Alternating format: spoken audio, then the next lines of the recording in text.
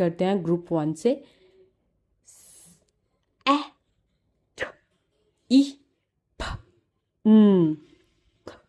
ख ए ह र ड ग आ ल ब ए ज ओ आई ई आर z व ang v u u य x ç ş थ द क्व आउ ओए यू आर।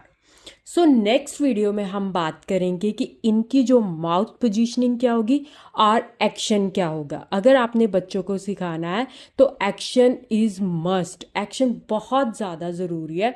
एक्शन के बिना अगर आप ये जो साउंड है सिखाने की कोशिश करोगे तो इट्स लिटिल बिट डिफ़िकल्ट। अगर उस बच्चे को एक्शन पता होगा, कई बार होता है कि अगर बच्चा इसकी साउंड भूल जाए बट आप उसके सामने अगर वो एक्शन करेंगे तो वो उसे ईजिली याद आ जाएगा।